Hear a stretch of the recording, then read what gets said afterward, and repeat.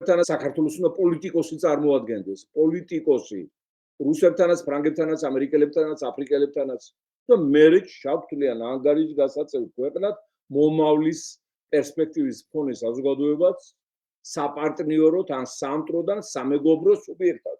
ეხლა არაფრად არ ვითვლობთ, ამ ორფული ლაქაღა დავჭით გეოპოლიტიკაში და ეს გააკეთა ამ საქართველოს ბედის წერამ, რომელიც ჩვენ საუბედუროდ გაჩნდა იმ მიყრუებული ჭორვილაში, რომელიღაც წელს და ალბათ ეს დღე წინაზეც გითხარით, გლოვის დღე შევა საქართველოს ისტორიაში, შეიძლება ძალიან მალე განთავისუფლდეთ, მაგრამ რადგან აი ყოველი დღე, ყოველი საათი, ყოველი წუთი არის საფრთხე, რომ საქართველოს არსებობას საერთოდ გააფრთხებენ.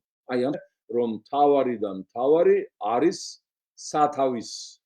სათავის მიხედვა ივანიშვილის დასანქცირება და მისი მილიარდების ჩამორთმევა, რომელიც განლაგებულია ოფშორებში, რომელიც ჩვენგანაა მოპარული. შემდგომში ჩვენ დავიწყებთ მუშაობას, რომ ეს მილიარდები წამოვიდეს საქართველოს ბიუჯეტში და განაწილდეს ყველა მოქალაქეზე, ყველა ოჯახზე და ეკონომიკის ყველა დარგზე. და იქ ხელა კაპიტალია წაღებული აქედან, ახლა როგორ გონიათ ოქრო ამისია, სპილენძი ამისია, ვერცხლი ამისია, ფერო ამისია, მარგანეცი ამისია, ფოსფორტი ამისია, ბათუმის პორტი ამისია, ყულევი ამისია, ევრაზიის გადაზიდვები საქართველოს ტერიტორიაზე ამისია მილიარდებია.